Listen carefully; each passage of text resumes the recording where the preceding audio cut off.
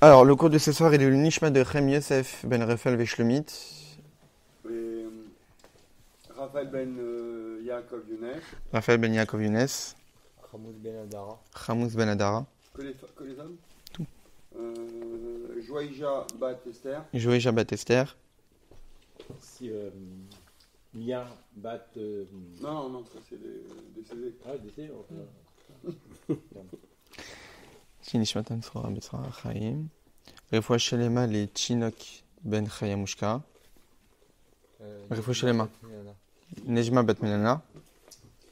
Sabrina Sa- Chaya. Sauda Tova Chaya. Mesauda Tova Chaya. Sarah. Bat Sarah. Mia Simcha Batema. Mia Simcha Batema. Aïcha bat, je sais pas. Qui dit déjà Virginie Cohen. Virginie Cohen. Aïcha Batani. Aïcha Batani.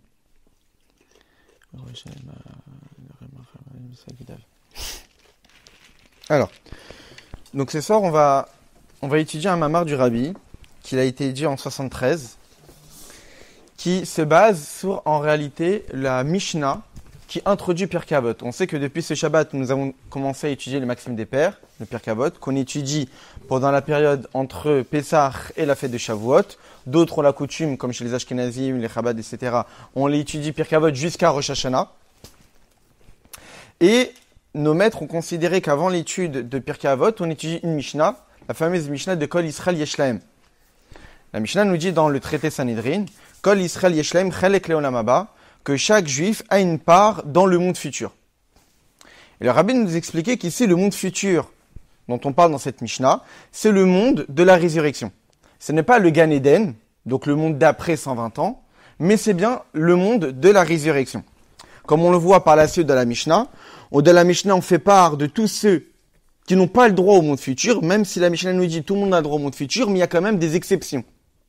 Parmi ces exceptions, on cite celui qui ne croit pas en la résurrection. Celui qui dit que la résurrection des morts ne provient pas de la Torah. Donc il est évident qu'une personne qui ne croit pas en la résurrection n'aura pas le droit d'en profiter. Donc on comprend de là que lorsque la Mishnah nous dit que tout juif a part au monde futur, de quel monde futur ici on parle? On ne parle pas du Gan Eden, donc après 120 ans, mais on parle bien de la résurrection, donc la période après la venue du Mashiach. Très bien. Donc, quand on dit que chaque juif a une part dans le monde futur, mais non pas dans le Gan Eden. Pourquoi? Parce que pour aller au Gan Eden, après 120 ans, il y a des conditions. Comme c'est marqué dans Tehillim, Mi Ya'ale Be'ar Hashem, qui montera sur la montagne de Dieu, donc le Gan Eden, Neki Chapaim Uvar Levav, celui qui a les mains propres et qui a le cœur pur. C'est-à-dire qu'il y a des conditions pour aller au Gan Eden. Il y a des conditions pour aller au Gan Eden, et même pour le Gan Eden inférieur. On avait déjà étudié qu'il y avait plusieurs niveaux de Gan Eden. Le Gan Eden inférieur, le Gan Eden supérieur. Globalement parlant, dans le texte, on parle de deux niveaux de Gan Eden. Gan Eden inférieur, Gan Eden supérieur. Mais, en réalité, chacun de ces deux Gan Eden a une infinité de niveaux.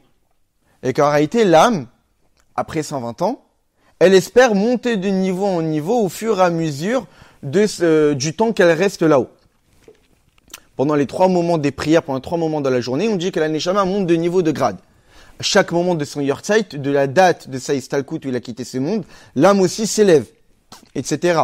Ou pendant Shabbat, ou pendant Rosh Chodesh. Il y a tout le temps des élévations, même après 120 ans. L'âme s'élève toujours dans les degrés spirituels et de dévoilement divin dans le Gan Eden. Mais globalement parlant, on dit qu'on a un Gan Eden inférieur, un Gan Eden supérieur. Et donc, qu'est-ce qu'on voit de là? On voit que pour accéder à ce Gan Eden, il y a des conditions. Pas tout le monde a le droit d'y accéder. Alors que, Triat Amitim, la résurrection des morts, ici la Mishnah nous dit, Kol Israël Yesh Lahem Chelek Leolam Haba, que chaque juif a une part dans le monde futur. Et donc, qu'est-ce qu'il faut comprendre? Il faut comprendre parce qu'a priori, il y a une problématique ici. Le dévoilement, qu'on aura le droit d'en profiter pendant la période de la résurrection, sont bien plus élevés que tous les dévoilements au Gan Eden. La Neshama, tous les profits spirituels, lorsque l'âme est dans le Gan Eden, elle profite des rayonnements divins. Mais nos maîtres nous disent qu'en réalité, ces dévoilements divins sont incomparables aux dévoilements divins qu'on pourra profiter lors de la résurrection. C'est-à-dire que le dévoilement divin, la présence qu'on aura avec Dieu lors de la résurrection sera beaucoup plus élevé que les dévoilements divins de n'importe quel niveau du Gan Eden. Et donc là, il y a un paradoxe. Pour le Gan Eden, il y a des conditions pour y accéder. Alors que Triat HaMitzim, la résurrection des morts, c'est un niveau bien plus élevé, il n'y a pas de conditions. C'est tout le contraire de la logique. Normalement, plus un cadeau, plus on va accéder à quelque chose d'élevé, plus on doit venir avec un bagage. Et moins c'est élevé, plus on est indulgent. Alors que là, pour le Gan Eden, où les degrés spirituels, les dévoilements sont inférieurs à ceux du Triat HaMitzim, il y a des conditions, alors que pour Triat HaMitzim, où les degrés spirituels sont incommensurablement élevés, il n'y a pas de conditions. Et donc, non seulement la période de Triat HaMitzim, de la résurrection des morts, ce sera une période où il y aura des dévoilements divins beaucoup plus élevés que le Gan Eden, mais même plus élevés que le Gan Eden supérieur. Comme on peut le voir, même la logique nous le dit. Pourquoi ? Parce qu'étant donné que lors de la résurrection des morts, tous juifs sont ressuscités. Y compris les âmes qui étaient dans le Gan Eden depuis des milliers et des milliers d'années. Comme Avraham, Yitzhak, Yaakov, Moshe Rabbeinu, qui sont dans le Gan Eden depuis plus de 3000 ans. Donc ça veut dire quoi qu'ils sont dans le Gan Eden depuis plus de 3000 ans ? Déjà, en quittant ces mondes, ils ont déjà forcément immédiatement accédé à un niveau du Gan Eden extrêmement élevé. Mais chaque jour, il y a une élévation. Chaque semaine, il y a une élévation. Chaque mois, il y a une élévation. Chaque année, il y a une élévation. Donc on imagine le degré spirituel qu'ils auraient atteint lors de la résurrection pendant 3000 ans dans le Gan Eden. Or forcément, on dit Malim Bakodesh. On s'élève dans la sainteté. Il est évident qu'après avoir accédé à des niveaux extrêmement élevés du divin, ils vont pas redescendre.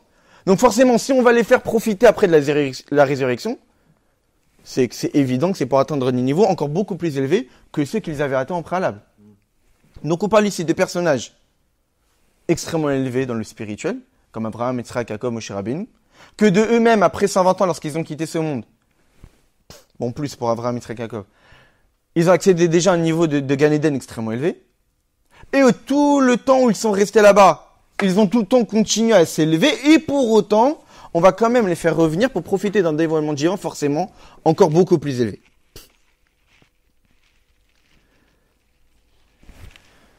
Et malgré cela, pour mériter les dévoilements du Gan Eden, il faut des conditions, alors que les dévoilements de la résurrection, ça concerne tout juif. Ça, c'est ce que le rabbi nous dit dans ses Mahamar. Le rabbi précédent, le rabbi Yosef Yitzhak, dans l'un de ses Mahamarim,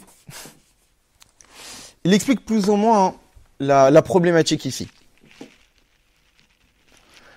Il dit qu'il y a dans la notion de Olam Haba, ça peut être traduit de deux sortes. Soit le Olam Haba, le monde futur, fait référence au Gan Eden, au seul monde futur, fait référence à la résurrection des morts. Et donc la deuxième traduction, la deuxième interprétation du monde futur, celle dont on parle ici, c'est la résurrection des morts. Lors de la résurrection, on sera des âmes dans des corps. Comme on était dans ce monde-ci.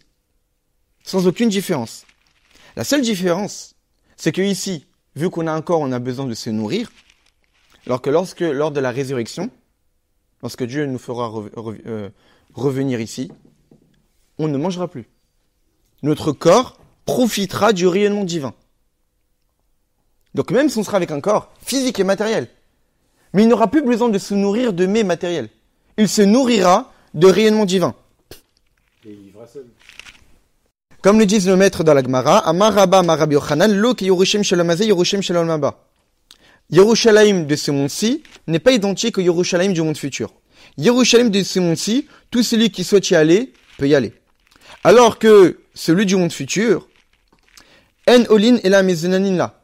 Seulement ceux qui ont été invités peuvent accéder à Yerushalayim. Ça veut dire que le monde de la résurrection seront des âmes habillées dans un corps qui se nourriront du rayonnement divin. Et donc là, on peut se poser la question, comment c'est possible que le corps physique et matériel puisse se maintenir sans se nourrir, sans boire, et donc pourra se développer uniquement à travers le profit du rayonnement divin? Et donc, par quel intermédiaire le corps pourrait percevoir ce rayonnement divin? Comme s'il se nourrirait d'un aliment ou d'une boisson. On comprend aujourd'hui que le corps se développe en mangeant, en buvant.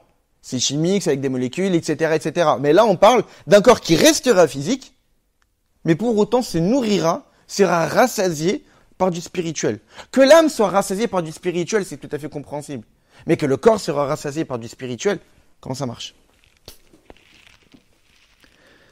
Au Béhémet, en réalité, lors de la résurrection, toutes les âmes s'habilleront dans un corps, et même les tzadikim, comme on l'a dit tout à l'heure, qui sont restés énormément de temps dans le Gan Eden, comme les âmes des patriarches, des tribus, de Moshe, de Aaron, qui sont restés plus de 3000 ans là-bas, et qui sont élevés de niveau en niveau.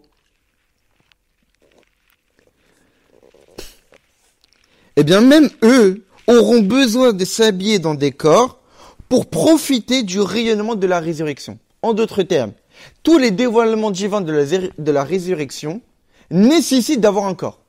Et ça aussi, on va se poser la question. C'est que non seulement il n'y a pas de conditions pour y accéder, n'importe qui peut en profiter, mais deuxièmement, pour pouvoir profiter, il faut un corps, qui est paradoxal, par rapport au Gan Eden. Le Gan Eden, pour profiter des rayonnements divins, il faut justement ne plus avoir de corps, que le corps fait barrage. Alors que pour résurrection des morts, pour profiter des rayonnements divins qui sont encore beaucoup plus élevés, non seulement ça concerne tout le monde, mais en plus il faut le corps. Oui, mais on parle d'un rayonnement divin qui est extrêmement élevé, beaucoup plus élevé que le Gan Eden. Si déjà pour accéder au Gan Eden, il faut te détacher du corps, parce qu'il fait barrière, comme on l'avait déjà étudié, on va encore réexpliquer, à plus forte raison que normalement, que pour un niveau encore beaucoup plus élevé, il faut éviter cette barrière-là, ce voile qui empêche à la Neshama de pouvoir profiter d'un rayonnement divin. Et là, c'est un rayonnement divin encore beaucoup plus élevé. Et pourtant, on te dit que non.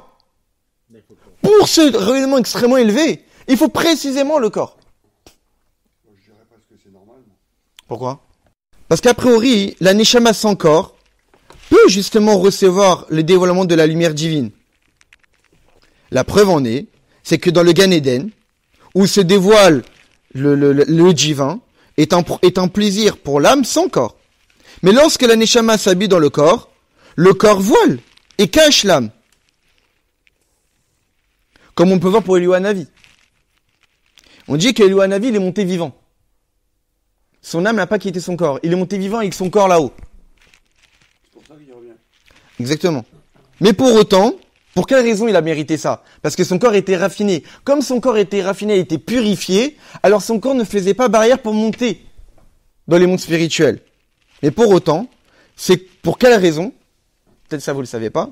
C'est parce qu'en réalité, Eliyahu Hanavi, sa mère a été enceinte de lui pendant 12 mois. L'âme d'Eliyahu Hanavi, c'est une âme spéciale qui a eu besoin de passer par une grossesse de 12 mois. Et donc, puisqu'elle est passée par une grossesse de 12 mois, le corps a eu le temps de se raffiner, de se purifier. Ça, moi, je suis prématuré. Pour autant, même si Eliyahu Hanavi il est monté avec son corps, on dit qu'il a laissé son corps dans le monde de Yetzira pour atteindre les niveaux encore beaucoup plus élevés. C'est-à-dire que, même pour Eliyahu Hanavi, de son corps a été raffiné et purifié, au point qu'elle était capable de monter vivant avec son corps, pour autant, pour atteindre des niveaux encore beaucoup plus élevés, comme le monde de la création, le monde de Bria, comme on l'a déjà étudié, il y a 4 mondes, du plus bas au plus élevé, le monde de Asiya, le monde de l'action, le monde de Yetzira, le monde de la formation, le monde de Bria, le monde de la création, et le monde de Hatzilut, le monde de l'émanation. Eh bien, pour que Eliyahu Hanavi puisse accéder au monde de Bria, de la création, là où siègent toutes les Neshamot, et le Gan Eden Elyon, le Gan Eden supérieur, et tous les plus grands anges, il fallait qu'il laisse son corps dans le monde de la formation. Donc même si son corps a été raffiné, pour autant il faisait barrière pour atteindre le deuxième monde le plus élevé. Et Moshe Rabbeinu pareil. Moshe Rabbeinu qui est le maître de tous les prophètes, lorsqu'il a reçu la Torah, il est monté dans les mondes spirituels. Il est resté 40 jours et 40 nuits sans manger. Pourquoi? Parce que son corps était raffiné au point qu'il était capable de vivre sans manger, comme lors de la résurrection. C'est-à-dire que Moshe Rabbeinu, il avait atteint un niveau de raffinement du corps où il pouvait vivre sans manger et sans boire pendant 40 jours. Plus ou moins à l'identique de ce qu'on connaîtra lors de la résurrection. Mais pour autant, en plus du fait que nos maîtres nous disent que Moshe Rabbeinu en a souffert de ne pas manger, même s'il était capable, il a quand même souffert de cela, c'est connu qu'il a laissé son corps, lui aussi dans le monde des Yetzira, le monde de l'information, pour pouvoir monter encore dans des niveaux supérieurs et recevoir la Torah. Donc c'est-à-dire que même le corps de Moshe Rabbeinu, qui est un corps raffiné et pur, au point que, comme nous disent nos maîtres, que quand, arrivé à 120 ans, Dieu a dit à la Neshama de Moshe Rabbeinu, il faut monter, L'âme lui a déjà répondu, je ne veux pas. L'âme voulait pas quitter le corps de Moshe Rabbeinu tellement qu'il était pur et raffiné. Et pour autant, le corps faisait toujours barrière. Moshe Rabbeinu avait besoin de laisser son corps dans le monde de Yetzira pour accéder à des niveaux encore beaucoup plus élevés. Donc si déjà pour atteindre le Gan Eden supérieur, Moshe Rabbeinu qui avait un corps raffiné, et Eliyahu Hanavi qui avait un corps raffiné, avait besoin de laisser le corps pour profiter à ça, nous, comment comprendre que pour le temps de la résurrection, où c'est des dévoilements divins encore beaucoup plus élevés que ceux qui ont connu Moshe Rabbeinu, beaucoup plus élevés que ceux qui ont connu Eliyahu Hanavi, on sera avec le corps? Comment c'est possible? Donc la logique dirait qu'il serait beaucoup plus simple de recevoir le divin avec une âme sans corps qu'une âme avec corps.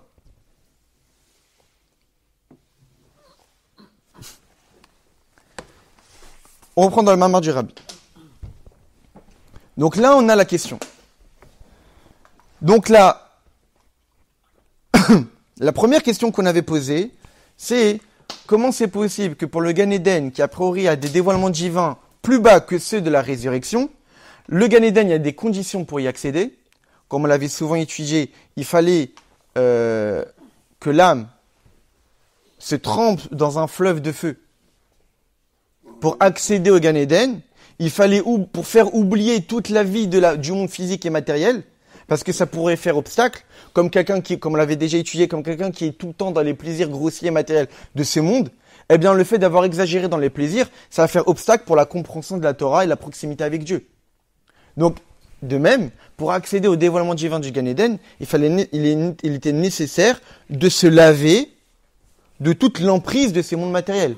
Et non seulement pour le passage entre le monde matériel et le monde spirituel du Gan Eden, mais même entre chaque niveau du Gan Eden, entre chaque degré d'élévation, il fallait que l'âme aussi se trempe dans ces fameux fleuves, pour oublier les dévoilements divins du niveau inférieur, pour accéder au niveau supérieur.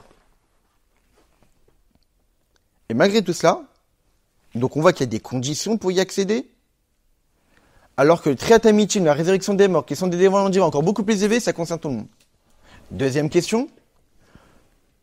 On vient de définir que la résurrection des morts, c'est une période de dévoilement spirituel incroyablement élevée. Pour autant, il faut être avec un corps. Alors que dans le Gan Eden, qui est des dévoilements moins grands, il faut être sans corps. Comme c'est que le corps faisait obstacle. Si le corps fait obstacle pour le Gan Eden, pour quelle raison il ne ferait pas obstacle pour la résurrection des morts? Tout cela peut être compris avec l'explication tout d'abord que le dévoilement du monde futur, des temps de la résurrection. Donc comment comprendre que la période de la résurrection est à un niveau beaucoup plus élevé que le dévoilement du Gan Eden? Parce qu'a priori, étant donné que le Gan Eden, c'est le monde des âmes sans corps, alors que les temps de la résurrection, c'est des âmes dans des corps, comment comprendre que le monde de la résurrection, lorsque l'âme est dans un corps physique et matériel, serait plus élevé que la période lorsque l'âme était dans le Gan Eden? A priori, le corps est tout le contraire de l'élévation, et tout le contraire de la grandeur. Même si on va dire que plus tard, lors de la résurrection, le corps sera raffiné, ce ne sera pas le même corps qu'on a aujourd'hui, ça sera un corps raffiné, à l'image du corps d'Adam Arishon, qui a été façonné par Dieu lui-même, qui était un corps pur, au point qu'on dit que le talon de Adam Arishon rayonnait de lumière qui faisait mal au soleil.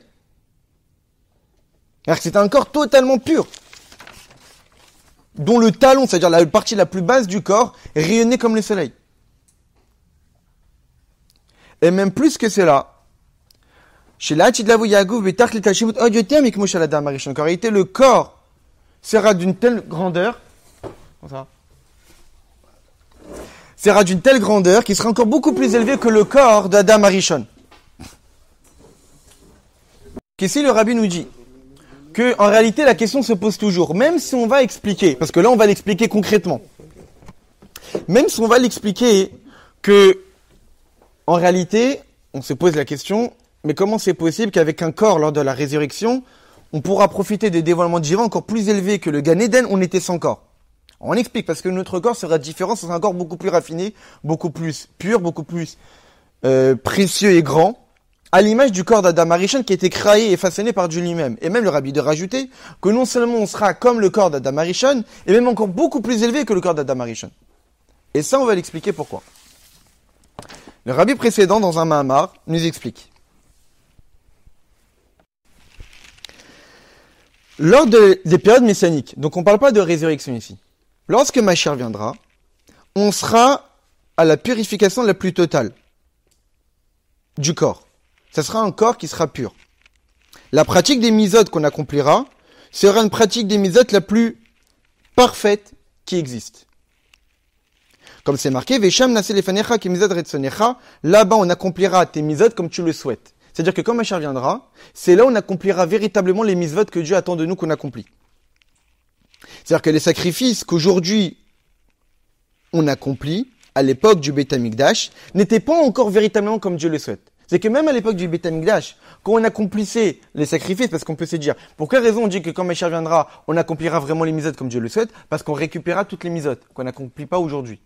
Mais en fait, le rabbi précédent ici nous explique beaucoup plus que ça. Que même à l'époque du Beit HaMikdash, les sacrifices qu'on offrait, c'était pas encore vraiment ça la volonté de Dieu. Pourquoi? Parce qu'il est marqué dans la Torah, Adam qui akriv mikem, korban min habehema, un homme qui offrira un sacrifice parmi les animaux. Ça veut dire que celui qui offre le sacrifice, il faut que ça soit un homme. Donc un homme total, parfait, comme Dieu le souhaite. Mais aujourd'hui, même à l'époque du Beit HaMikdash, l'homme qui offrait le sacrifice n'était pas le vrai homme que Dieu souhaitait. L'homme que Dieu souhaite n'apparaîtra que lors de la venue du Mashiach. Pourquoi? Parce qu'il n'y aura plus de mal. Parce que même si à l'époque du Beit HaMikdash on offrait des sacrifices, l'homme avait du mal en lui. Donc c'est pas ça le vrai Adam que Dieu avait créé à l'origine. Le vrai Adam qui offre un sacrifice, c'est un Adam, c'est un homme qui a même pas de mal en lui. Mais cet homme-là ne pourra exister que lorsque le mal sera éradiqué, donc lorsque Mashiach viendra. Donc on comprend qu'en réalité, quand Mashiach viendra, l'accomplissement des mitzvot sera la plus parfaite comme Dieu le souhaite. Très bien. Et évidemment, toutes ces mitzvot-là seront parfaites, et on les accomplira toujours concrètement. Ce ne sera pas des mitzvot spirituels, ce sera toujours des mitzvot concrètes. Les tefilin, ce sera des tefilin concrets. Le lulav, ce sera un lulav concret. Les matzot, ce sera des matzot concrètes. Pour quelle raison? Parce qu'en réalité, l'esprit d'impureté disparaîtra de la terre, et donc la matérialité sera raffinée et purifiée. Étant donné que la matérialité sera raffinée et purifiée, alors on vivra plus longtemps. Parce qu'on sait très bien que la mort dépend du mal. On sait très bien que on est devenu immortel à cause de la faute de l'arbre de la connaissance. Donc, comme on l'avait déjà étudié une fois, qu'en réalité, la faute de l'arbre de la connaissance a provoqué la mortalité de l'homme. Parce que pour ne pas que le mal, dont on a ingurgité en nous, soit éternel, il fallait forcément qu'on ne soit plus éternel. C'est pour cette raison qu'à Dieu, il a dit, de peur qu'Adam mange le fruit de l'arbre de la vie, après avoir mangé le fruit de l'arbre de la connaissance, de peur qu'il mange le fruit de l'arbre de la vie, donc qu'il devienne éternel, et donc qu'il procure l'éternité au mal qu'il a fait introduire en lui, Dieu a fait en sorte que l'homme quitte le Gan Eden, et qu'il a fait en sorte qu'il soit mortel, pour que le mal qu'on a en nous ne soit pas éternel, et puisse s'arrêter. Mais lorsque Mashiach viendra, il n'y aura plus de mal. Il n'y aura plus d'impureté. Le mal aura disparu de la surface de la terre. Et donc on vivra beaucoup plus longtemps. Comme c'est marqué, Vanar ben mia shana yamot. Comme on dira que lorsque Mashiach viendra, on vivra jusqu'à 100 ans. Oh, peut-être même plus. Mais la mort existera même après la vie du Mashiach. Même après la vie du Mashiach, la mort subsistera. Pourquoi? Parce qu'en réalité, la mort, c'est la purification du corps. Pourquoi? Parce que même si c'est vrai qu'après la venue du Mashiach, il y aura plus de mal, pour autant, le corps après la venue du Mashiach, ça sera toujours un corps qui sera né de l'union entre un homme et une femme. Et donc découlant d'un plaisir charnel. C'est pour cette raison que, malgré le fait qu'il y aura plus de mal, malgré le fait qu'il y aura plus d'impureté, pour autant ce corps-là qui existera après la venue du Mashiach découlera de l'union entre un homme et une femme avec un plaisir matériel. Donc ça a besoin toujours d'être raffiné et purifié de ce plaisir charnel. C'est pour cette raison qu'il sera nécessaire de la mort, même après la venue du Mashiach. Et donc, étant donné que ça découlera de ça, alors il est nécessaire que ça soit purifié, et donc il y aura la mort même après la venue du Mashiach. Mais, lors de la résurrection, les âmes reviendront dans des corps, et là, ces corps-là seront physiques. mais n'apparaîtront plus par l'union entre un homme et une femme. D'accord. Ils apparaîtront par la rosée de la résurrection, par Dieu lui-même. C'est Dieu qui nous fera naître. Donc vu que c'est Dieu qui nous créera, donc ça ne découlera plus de l'union entre un homme et une femme, donc c'est plus nécessaire qu'il y ait la mort. À l'image de Adam Arishon. Adam Arishon était créé par qui? Par Dieu. Et donc à l'origine, il n'était pas mortel. Pour quelle raison Adam Arishon à l'origine n'était pas mortel? Parce qu'il a été créé par Dieu lui-même. Donc vu qu'il a été créé par Dieu lui-même, et donc il n'y avait pas de plaisir charnel qui est à l'origine de sa création, il n'y a pas besoin qu'il y ait de mort pour le raffiner. Et c'est uniquement à cause de la faute de l'arbre de la connaissance que la mortalité est apparue. Et donc en réalité, après la résurrection, on atteindra le même niveau de corps physique que le corps d'Adam Arishon, parce qu'on sera créé par Dieu lui-même et non par l'union entre un homme et une femme. Mais le rabbi précédent va encore beaucoup plus loin. C'est que non seulement après la résurrection, on aura un corps raffiné, pur, au même titre que le corps d'Adam Arishon, qui a été créé par Dieu, mais on aura un corps encore beaucoup plus élevé que celui d'Adam Arishon. Pourquoi? Parce que lorsqu'Adam Arishon a été créé, il a été créé avec une mission. Le mal existait dans le monde. Sauf que, comme on l'avait déjà étudié, le mal était séparé du bien, ils étaient en dessous le monde, et c'est à cause de la faute de l'arbre de la connaissance qu'il a mélangé le bien et le mal. Bon, qu'aujourd'hui, on ne sait même plus discerner entre le bien et le mal. Mais à l'origine, le mal existait, et Adam Arishon avait la mission de raffiner et d'élever le monde spirituel. Étant donné qu'il avait la mission de raffiner et d'élever le monde spirituel, et d'élever le monde vers le spirituel, il était nécessaire forcément que dans ce monde, il y ait le mal. Donc, puisqu'il a la mission de raffiner et de transformer le mal, c'est qu'il a un lien avec le mal, puisqu'il a besoin d'agir dessus. Donc Adam Arishon, même s'il a été créé par Dieu, même s'il avait un corps pur et raffiné, du fait de la mission qu'il avait, de transformer, de travailler et d'éradiquer le mal qu'il y avait dans le monde à l'origine, il avait forcément un lien avec le mal. Donc du fait de ce lien avec le mal, le corps qu'on aura après la résurrection, c'est encore beaucoup plus élevé. Parce qu'il n'y aura plus de mal, il n'y aura plus rien. Donc on obtiendra un corps qui sera pur et raffiné beaucoup plus que Adam Arishon avant la faute. Donc tout ce qu'on vient d'expliquer, ça nous explique pourquoi, lors de la résurrection, les neshamot, les âmes seront habillées dans des corps où les corps seront capables de pouvoir profiter de ces rayonnements divins. Parce que vu que le corps sera raffiné, donc on comprend qu'il sera capable de profiter des rayonnements divins extrêmement élevés. Mais la question n'est toujours pas répondue. Pour quelle raison il faut nécessairement un corps? Pourquoi la période de la résurrection, il faut un corps? Et comme si c'était une condition. C'est-à-dire que ces rayonnements divins-là, on ne pourra pas y accéder si on n'a pas de corps. Tous les dévoilements du Gan Eden, il faut justement qu'il n'y ait pas de corps. Après 120 ans. Le corps fait obstacle, le corps fait barrière. Après la résurrection, même si on a dit que le corps sera raffiné, sera purifié, même plus élevé que celui qu'Adam Arishon avait avant la faute, au point qu'il sera capable de profiter de rayonnements divins extrêmement élevés. Mais pourquoi il faut un corps? Quand Dieu peut pas refaire venir toutes les âmes, que des âmes, pas de corps. Pourquoi avoir un corps? Qui plus est, comme on l'a dit, que ces corps, il sera même pas nourri par le matériel. On mangera plus, on boira plus. Moi, je crois plus en ça. On est d'accord avec toi. Que Sha'agouf yé betachlit hashemut, lorsque le corps sera justement le plus complet, le plus pur qui puisse exister. Mais pour autant, un corps reste un corps.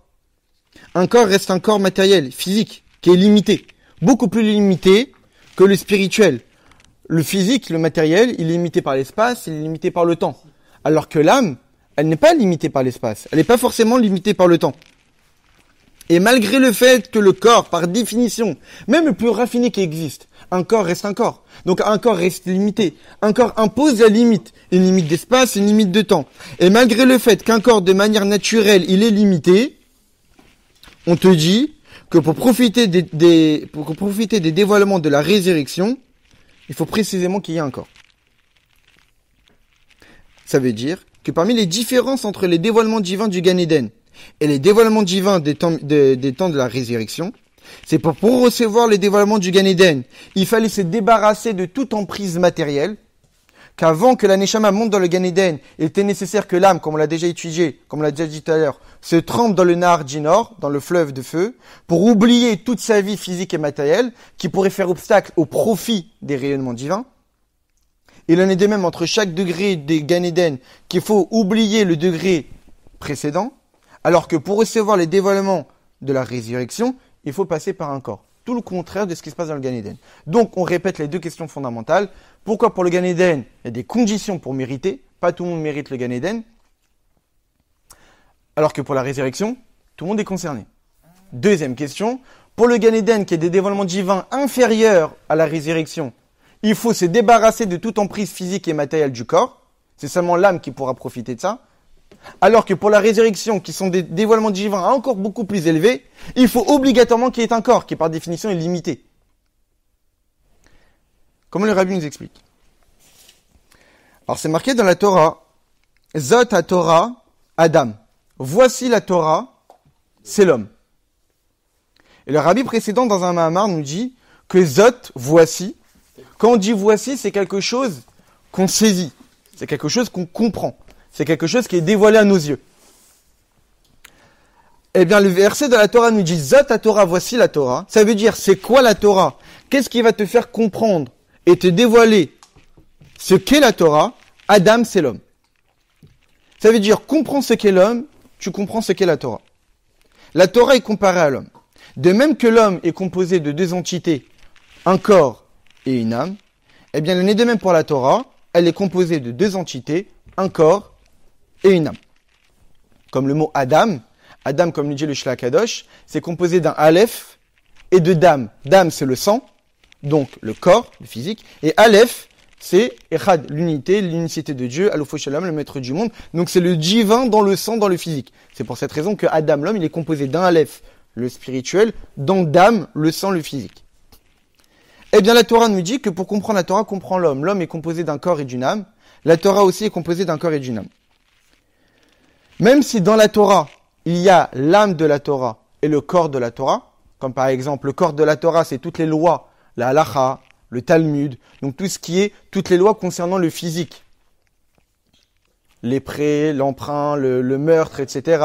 Donc tout ce qui concerne le physique. Et l'âme de la Torah, par exemple ce qu'on étudie, les notions profondes, plus cachées de la Torah. Donc il y a l'âme de la Torah ésotérique, l'âme de la Torah, le corps de la Torah. Par exemple aussi les misvot. Les misvot, il y a le corps de la misva et l'âme de la misva. Le corps de la misva, c'est l'acte. L'âme de la misva, c'est l'intention. L'amour de Dieu, l'enthousiasme que j'avais en accomplissant la misva. Mais de manière globale, le corps, c'est la misva et l'âme, c'est la Torah. Donc la Torah correspond à l'âme, alors que la misva correspond au corps. Comme on peut le voir, on sait très bien qu'il y a 248 misvot positives qui correspondent aux 248 membres du corps. Donc on voit bien que le même nombre des misvot font référence aux 248 organes, comme les membres d'un corps, alors que la Torah c'est comme le sang, qui est l'âme, qui fait vitaliser les membres des misvot. Parce que pour savoir comment accomplir les misvot, il faut nécessairement étudier au préalable. C'est à travers l'étude de la Torah qu'on sait comment accomplir les misvot, qu'on sait comment les réaliser, à l'image d'un membre ou d'un organe qui pourra agir à travers la vitalité qui est véhiculée par le sang. Donc, qu'est-ce qui permet à la misva d'être accomplie convenablement? L'étude de la Torah qu'on s'approfondit au préalable. Donc, la Torah, l'étude, c'est l'âme, et le corps, c'est la misva. C'est pour cette raison que les misvot, elles ont un temps particulier et un endroit particulier. La misva des tefilines, c'est en journée, ça peut pas se faire le soir. Il y a des temps particuliers. Évidemment que les misvot des tefilines, c'est en semaine, c'est pas le Shabbat. Il y a des endroits particuliers. Les korbanot, c'est Beth Amikdash, c'est pas ici. Donc quoi que les misvot sont régis par le temps, la dimension du temps, et la dimension de l'espace, à l'image du corps. Que le corps, étant donné qu'il est physique, il est limité par le temps, il est limité par l'espace. Alors que la Torah, elle est au-delà du temps, et elle est au-delà de l'espace. On te demande d'étudier la Torah partout, tout le temps. Il n'y a pas de temps limité à la Torah. Vergita boyomam valayla, il faut l'étudier jour et nuit. Et il faut l'étudier en tout endroit. Quand tu iras en chemin, quand tu te lèveras, etc., il faut tout le temps étudier la Torah. Et même beaucoup plus que c'est là où on voit la portée de la Torah, et même la puissance de la Torah va même jusqu'où? On te dit que celui qui étudie les lois du sacrifice de Hola, l'holocauste, c'est-à-dire le sacrifice qui est totalement brûlé, c'est comme si qu'elle avait offert le sacrifice de Hola. Mais le sacrifice de Hola, ça nécessitait une certaine période où on pouvait l'offrir, et un endroit au Beth Amikdash. La Torah, elle a la force qu'à travers son étude, c'est comme si que j'avais offert un sacrifice qui ne pouvait être offert qu'à l'époque du Beth Amikdash, et à un certain endroit. Donc aujourd'hui, j'étudie ça, c'est comme ça que je l'avais offert. Donc elle a une portée, la Torah, qui est hors temps, hors espace. Donc tu peux faire 600. Donc c'est ce qui reste dans la... Et donc le corps qui, lui, est limité par le temps et l'espace, et l'âme qui est spirituelle, qui est au-delà du temps et l'espace. Donc on comprend bien que le corps, c'est la mitzvah qui, elle, est limitée par le temps et l'espace, et la Torah qui n'est pas limitée par le temps et l'espace, c'est l'âme. Et il en est de même aussi que ce qu'on vient de dire, ces différences-là dans la Torah et dans les mitzvot, on peut les retrouver aussi dans le lien entre l'homme qui étudie la Torah et l'homme qui pratique les mitzvot. L'étude de la Torah est essentiellement liée à l'âme, alors que la pratique des mitzvot est essentiellement liée au corps. Quand on étudie la Torah, c'est essentiellement notre âme qui s'exprime. C'est pas le corps. Alors que lorsqu'on pratique les mitzvot, c'est plutôt lié à notre corps. C'est pour cette raison que pour n'importe quelle mitzvah, il faut qu'il y ait une implication physique. Au point que le rabbi d'Adisicha dit que par exemple, même l'amour de Dieu, même la crainte de Dieu, qui sont a priori des mitzvot, mais plus spirituels, émotionnels. Donc qui n'ont pas de prise dans notre corps, dans un élément matériel. Pour autant, même ces mitzvot-là, doivent avoir des répercussions physiques. À partir du moment qu'on s'est assez élevé spirituellement. Le rabbi rapporte plusieurs histoires, que par exemple le rabbi Nahum de Tchernobyl, que lorsqu'il faisait Amen Yeshemé Rabba, tellement qu'il avait d'amour de Dieu, qu'il grossissait. Lorsqu'il disait Amen Yeshemé Rabba. Ça veut dire que son amour de Dieu avait une répercussion dans son corps qui nourrissait le corps. Le corps se développait à travers la prononciation. Ça c'est pour l'amour de Dieu, c'est aussi pareil pour la crainte. On dit de la Don Hazaken que lors de sa Amida, du jour de Yom Kippour, où il y a le fameux passage où Veren ten par decha et ainsi donne ta peur. Lorsqu'il a dit au Fren ten par decha, il n'a pas été capable de finir le mot par decha, qu'il a dit par, et il s'est roulé par terre.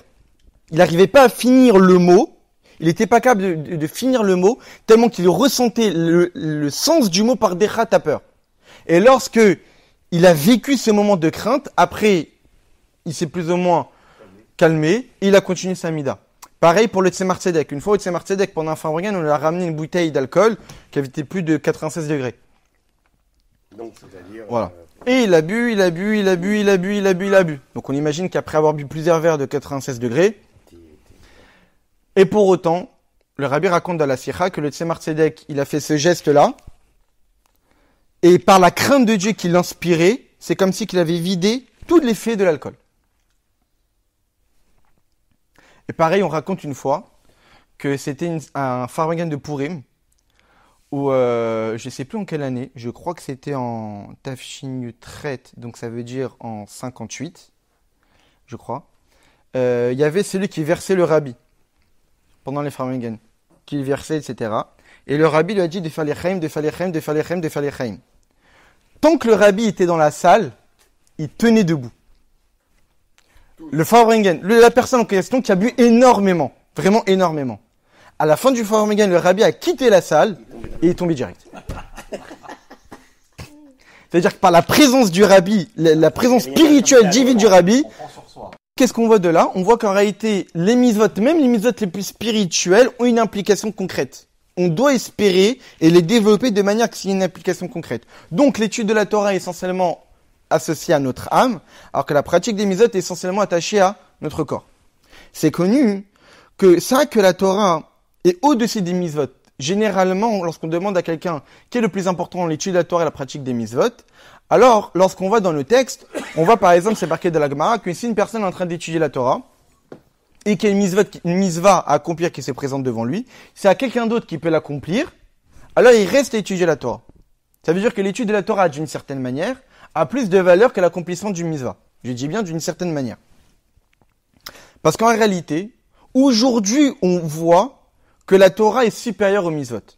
Parce qu'on est dans le dévoilement, quand on est dans le dévoilement dans ce qui apparaît à nos yeux, et pas dans ce qui est caché, dans ce qui apparaît à nos yeux, il semblerait que la Torah a plus de valeur qu'une mitzvah accomplie. Je dis bien il semblerait. Mais lorsqu'on cherche dans la racine spirituelle, la source spirituelle de la Torah et la source spirituelle de la mitzvah, eh bien la source spirituelle de la mitzvah est bien supérieure à la source spirituelle de la Torah. À l'image par exemple de l'homme et de la femme. Aujourd'hui, extérieurement, on a l'impression que l'homme est supérieur à la femme. C'est une conséquence de la faute de Adam et Chava, où Chava a été punie qu'elle sera dominée par l'homme. Mais c'est ce qu'il semble de l'extérieur, que l'homme est supérieur à la femme. Mais lorsqu'on regarde dans sa racine spirituelle, la source spirituelle, la femme est bien plus supérieure à l'homme, et c'est ce qui apparaîtra lorsque Mashiach viendra. Lorsque Mashiach viendra, où toutes les choses reviendront à leur source, on verra que Eshetrel a terré de Baala, que la femme vertueuse est la couronne de son mari. La couronne, c'est au-dessus de la tête. Ça veut dire qu'on verra la grandeur de la féminité qui surpasse en réalité la masculinité. La racine spirituelle de la Torah et des Mitzvot sont différentes. La Torah est la sagesse de Dieu, alors que la Mitzvah est la volonté de Dieu. Et entre la volonté et la sagesse qui est supérieure, la volonté. La volonté, elle est capable de surpasser la sagesse au point que des fois on veuille faire des choses qui sont illogiques. Donc, puisque la Torah, c'est la sagesse de Dieu, et que les mitzvot sont les volontés divines, c'est la volonté de Dieu, donc d'un point de vue de la source spirituelle, les mitzvot sont supérieurs à la Torah. Même plus que cela, même après que la Torah et les mitzvot sont descendus ici-bas, eh bien, pour autant, Nikar Begilu Malat HaMitzvot, on peut voir de manière visible la grandeur des mitzvot, parce que la Torah vient expliquer les mitzvot.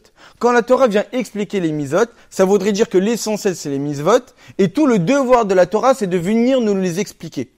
Lorsqu'une personne vient prendre du temps pour expliquer quelque chose, ou prendre du temps pour quelqu'un, c'est qu'à ses yeux, cette personne-là a d'une certaine manière plus de valeur que lui.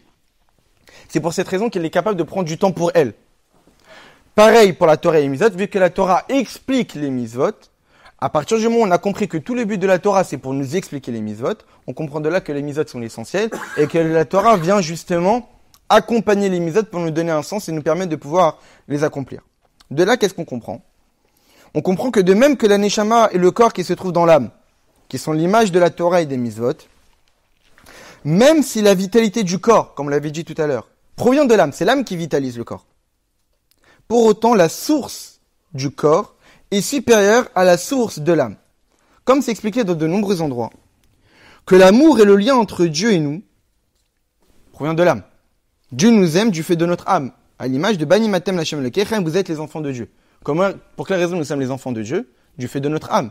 Notre âme est Chelek Elokam Mimal Mamash, est une partie de Dieu véritablement, comme on l'avait une fois étudié dans le Tanya, que l'âme de chacun d'entre nous provient de la sagesse divine, à l'image de chaque enfant qui provient de la sagesse du Père. Donc l'amour que Dieu porte pour nous, c'est un amour naturel, à l'image d'un père qui aime son fils naturellement. Mais d'où provient cet amour naturel ? Du fait du lien, de la relation naturelle qui existe entre le fils et le père.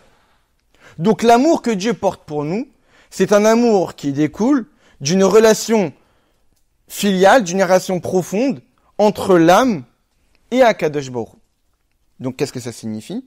Ça signifie que l'amour et la proximité que Dieu a par rapport à notre âme est un lien entre notre âme et un niveau du divin vers lequel on a une importance à ses yeux. On avait déjà expliqué que lorsqu'une chose a une importance aux yeux d'une personne, c'est qu'on est touché par la chose. Lorsqu'une personne est touchée par rien, c'est qu'il les surpasse. Imaginons quelqu'un qui me fait des louanges ou me fait des critiques. Si je suis touché lorsqu'une personne me fait des louanges, ça me réjouit. Ou lorsqu'une personne me fait des critiques, ça m'attriste. Ça veut dire que ma personnalité peut être atteinte par ces mots-là. Mais une personne, qu'on lui fasse des louanges ou qu'on lui fasse des critiques, ça le touche même pas. Il a exactement le même ressenti, c'est qu'il est au-dessus de tout ça. Bien au-dessus de tout ça. C'est ce qu'on appelle la Mida Tishtavut. Le Baal Shem Tov dit, la Mida, l'attribut de l'uniformité. Ça veut dire d'être tout le temps pareil. Que je mange un bon...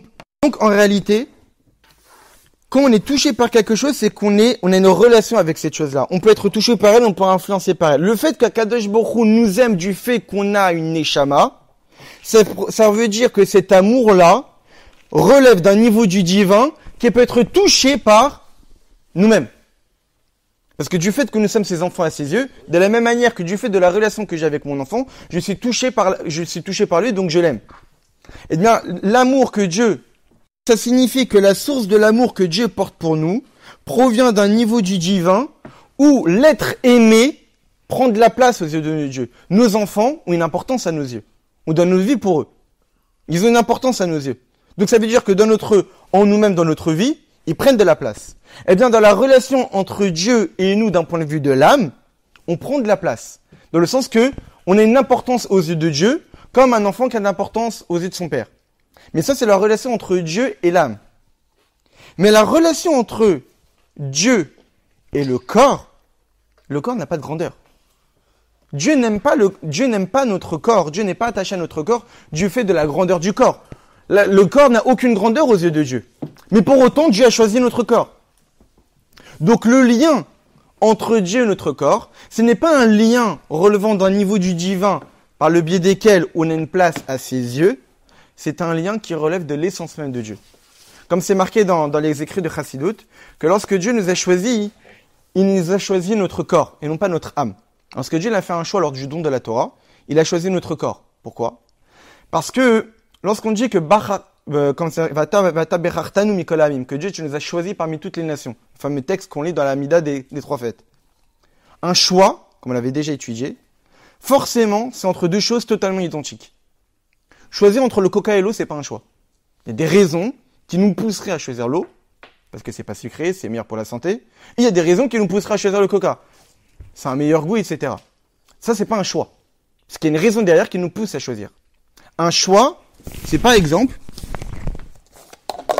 entre deux gobelets identiques. Il n'y a pas de raison qui me pousse à choisir plus l'un que l'autre.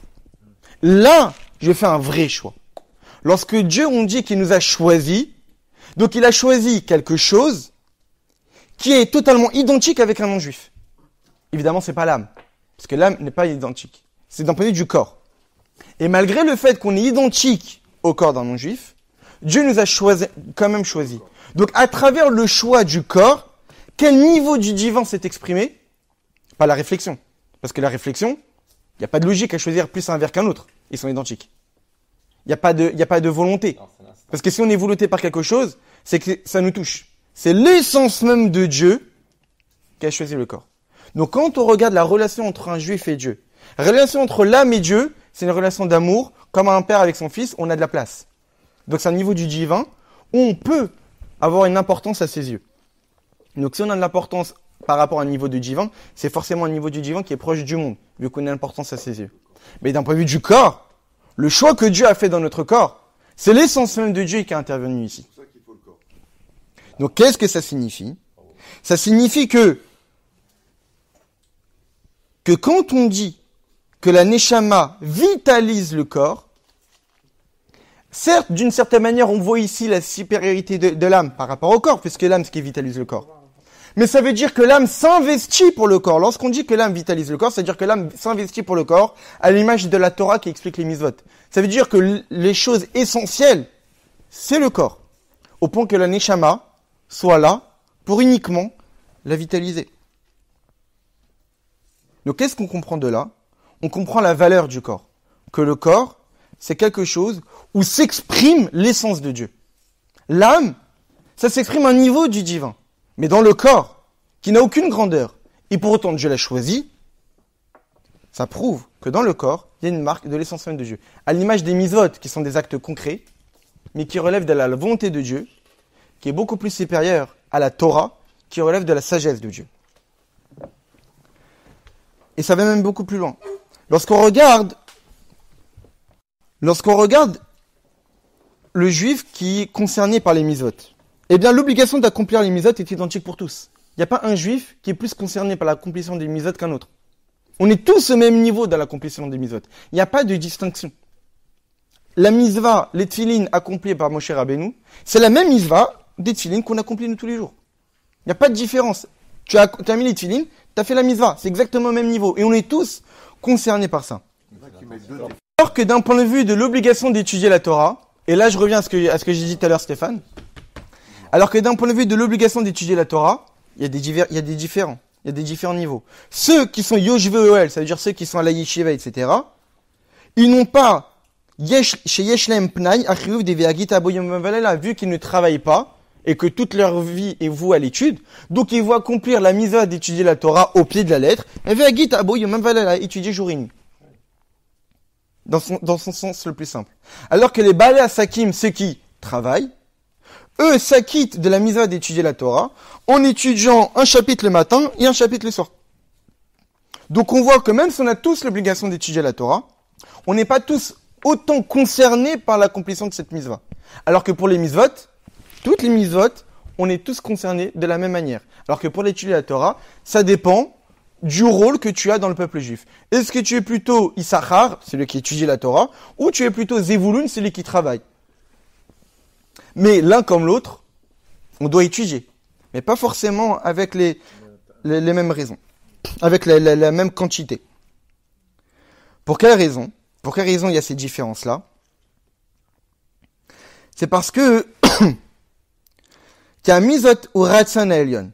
Parce que les mizot, c'est la volonté de Dieu. Et la volonté est au-delà de toute différence. Alors que la Torah est la sagesse de Dieu. Et dans la sagesse, on peut y voir des différences. Pour quelle raison la Torah, il y a des différences entre un juif et un autre? Alors que dans la pratique mizot, il n'y a pas de juif. Parce que la misa, c'est une volonté. Alors que la Torah, c'est une sagesse. La sagesse, c'est quoi?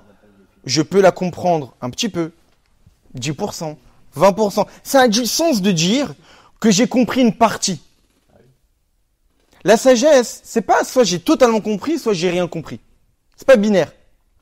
D'un point de vue de la sagesse, il y a des degrés de compréhension. Donc vu que la Torah est une sagesse, donc il y a des degrés de compréhension, donc il y a des degrés dans le peuple juif de l'accomplissement de la mitzvah d'étudier la Torah. Une volonté, ça ne veut rien dire que j'ai accompli une volonté à moitié. Soit je l'accomplis, soit je l'ai pas accompli. Je veux sévère, soit je le prends, soit je le prends pas. Ça veut rien dire que je l'ai pris à moitié. Une volonté, c'est binaire. Soit j'ai accompli la volonté de Dieu, soit j'ai pas accompli la volonté de Dieu. Mon père, il veut que je fasse quelque chose. Soit j'ai fait ce qu'il veut, ou soit j'ai pas fait ce qu'il veut. Une volonté, c'est binaire. Une réflexion, il y a plusieurs degrés. Donc, vu qu'une volonté, c'est binaire, donc vu qu'une volonté, il n'y a pas de différenciation dans une volonté. Donc, vu que dans une volonté, il n'y a pas de différenciation, donc quand on parle d'accomplir la volonté de Dieu chez le peuple juif, il n'y a pas de différence entre un juif et un autre. Alors que la Torah, étant donné que c'est la sagesse de Dieu, dans la sagesse, il y a des différents degrés, il y a différents niveaux, je peux comprendre 10%, 20%, il y a des graduations. Donc lorsqu'on demande aux juifs d'étudier la Torah, il y a aussi des graduations. Et en plus, il y a... On peut même dire que c'est exactement pareil pour l'étude de la Torah et la pratique mitzvot concrète. Que la pratique des mitzvot concerne tous les juifs. Afilu poché Israël, mais les mitzvot kariman, comme c'est marqué dans la Gemara. Que même les fauteurs du peuple juif sont remplis de mitzvot comme une grenade. C'est marqué noir sur blanc dans la Gemara, à la fin du traité Chagiga, que tous les fauteurs d'Israël sont remplis de mitzvot. N'importe quel juif est rempli de mitzvot. Alors que l'étude de la Torah, il peut avoir des manquements. Il peut y avoir des manquements dans l'étude de la Torah. Parce qu'étant donné que la Torah, donc ça on va essayer d'expliquer. Étant donné que la Torah relève de dévoilement, on sait très bien qu'on avait déjà étudié que d'un point de vue des dévoilements, il y a des conditions pour mériter un dévoilement. Un dévoilement divin, vu que ça doit être dévoilé, il faut que je puisse mériter ce dévoilement-là. Puisqu'un dévoilement divin, même si c'est divin, ça reste limité. Vu que c'est limité, il faut le mériter. C'est pour cette raison que dans les dévoilements divins, il y a des différences. Le dévoilement divin à l'Ivry-Gargan n'est pas du tout le même dévoilement divin qu'en Eretz Israël. Le dévoilement divin entre Eretz Israël et Yerushalayim n'est pas du tout le même. Ou le dévoilement divin entre Yerushalayim et le Har Habayit n'est pas du tout le même. Ou le dévoilement divin entre le Har Habayit et le Beth Amikdash n'est pas du tout le même. Ou le dévoilement divin entre le Beth Amikdash et le Kodesh n'est pas du tout le même. Ou le dévoilement divin entre le Kodesh et le Kodesh Kodashim, le Saint des Saints, n'est pas du tout le même. Ou le dévoilement divin entre le Saint des Saints et entre les deux barres du Aaron, l'arche sainte qui est dans le Kodesh Kodashim, n'est pas du tout le même. Donc d'un point de vue du dévoilement divin, il y a des hiérarchies de dévoilement en fonction du mérite, des conditions qui sont réunies pour mériter ces dévoilements divins-là. Mais lorsqu'on parle de l'essence de Dieu, est-ce que l'essence de Dieu est plus dans un endroit que dans un autre? Pas du tout. Comme on enseigne à nos enfants depuis qu'ils sont tout petits, où il est Hachem, il est partout. Il n'y a pas un endroit qui est vide de lui. Il n'y a pas un endroit où Dieu est plus dans cet endroit que dans un autre.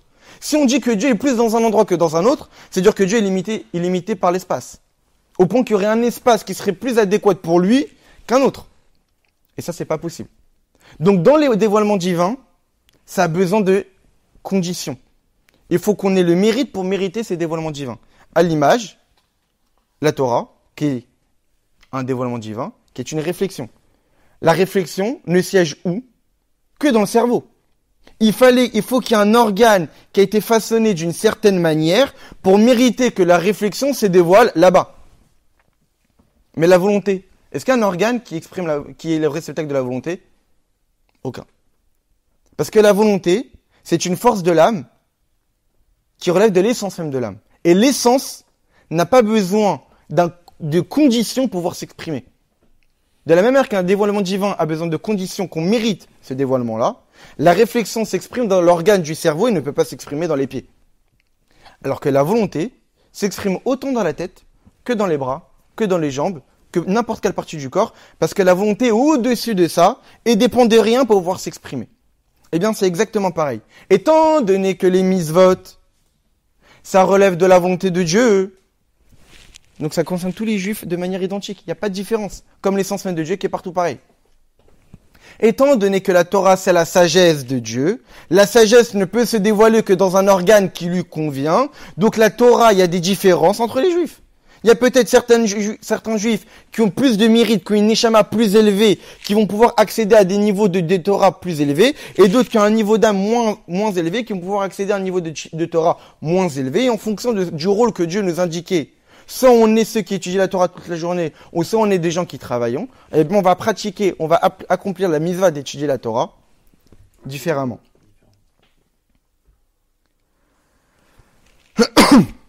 Et en réalité, c'est pour cette raison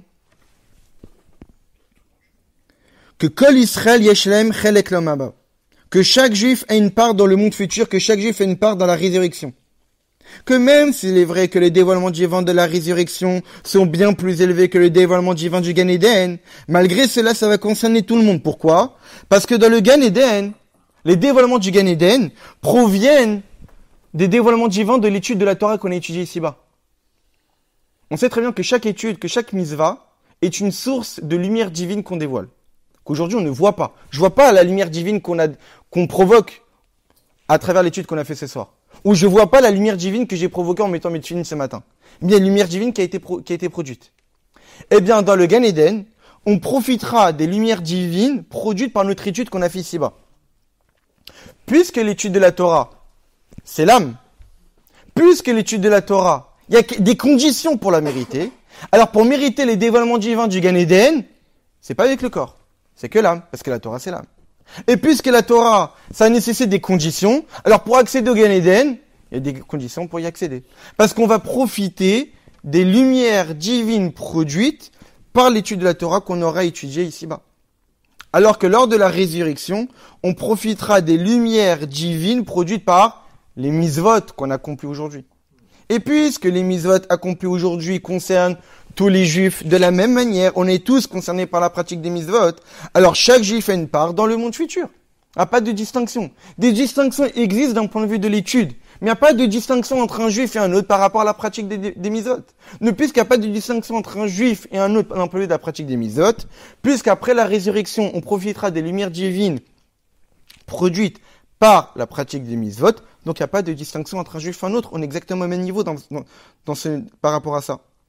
Et c'est pour cette raison que lors de la résurrection, ça sera une âme dans un corps. Parce que la pratique des mitzvot se fait essentiellement grâce à qui? Grâce au corps. On va profiter des lumières divines par rapport aux mitzvot. Mais qui a fait les mitzvot? C'est le corps qui a fait les mitzvot. Pour quelle raison l'âme va profiter des lumières divines provoquées par les mitzvot, alors qu'essentiellement qui a fait les mitzvot? Le corps. Donc qui devrait mériter en premier lieu le résultat des mitzvot? Le corps. Parce que c'est lui l'essentiel dans la pratique des mitzvot. Non seulement c'est lui l'essentiel, mais c'est lui l'essentiel et même lui plus élevé que l'âme. De la même manière que les mitzvot sont plus élevés que la Torah. Et là on comprend pour quelle raison les dévoilements divins de la résurrection sont beaucoup plus élevés que les dévoilements divins du Gan Eden. Parce que les dévoilements du Gan Eden découlent de l'étude, alors que les dévoilements de la résurrection découlent des mitzvot. Puisque les mitzvot sont plus élevés que la Torah, alors les dévoilements divins de la résurrection sont plus élevés que les dévoilements divins du Gan Eden. Et puisque le corps, d'un point de vue de sa racine spirituelle, est plus élevé que l'âme, comme on l'a expliqué, parce que la relation entre Dieu et notre corps, c'est une relation d'essence. Donc, qui est véritablement capable de mériter, de profiter du dévoilement de l'essence même de Dieu lors de la résurrection? Le corps. Parce que justement, le corps n'existe qu'à travers le choix de l'essence même de Dieu. Donc, c'est lui qui est le représentant du choix de l'essence même de Dieu. Donc, qui sera capable essentiellement de profiter de l'essence même de Dieu? Le corps. C'est pour cette raison qu'après la résurrection, qui va vitaliser qui? Le corps va vitaliser l'âme. Et l'âme profitera du corps. Aujourd'hui, c'est l'âme qui vitalise le corps parce qu'on est dans le monde dévoilé. Dans le monde dévoilé extérieurement, on a l'impression que l'âme est plus élevée que le corps. Mais profondément, d'un peu de la racine spirituelle, c'est le corps qui est plus élevé que l'âme. À l'image de ce que nous disent le maître. Gadol Torah chez Mivi l'idémaasé. Grand est l'étude de la Torah parce qu'elle amène à l'action. D'aliédé shal Talmud Mivi idémaasé nasek doula Talmud. Quand est-ce qu'on considère que l'étude de la Torah est grande? Parce qu'elle amène à l'action. Ça veut dire, qui fait en sorte que l'étude de la Torah est grande? C'est l'action. En réalité, normalement, qui devrait mériter la résurrection? Uniquement le corps. À l'image du Gan Eden. Qui mérite le Gan Eden? Uniquement l'âme. Donc normalement, qui devrait mériter uniquement la résurrection? Le corps. Mais puisque qui a amené le corps à accomplir le mitzvot? C'est l'âme. Alors l'âme aussi peut venir. Donc c'est tout le contraire de ce qu'on passait. Normalement, on s'était dit, il peut avoir que l'âme. Pourquoi le corps il est là? En réalité, c'est tout le contraire. Normalement, il ne pourrait avoir que le corps, parce que c'est le corps qui accomplit les mitzvot. C'est à travers le corps qu'on voit l'essence même de Dieu. Mais puisque c'est l'âme qui permet au corps d'accomplir, alors il est là pour en profiter. Et grâce à ça, on comprend en réalité la grandeur de l'étude de la Torah des temps messianiques, l'étude de la Torah du Mashiach.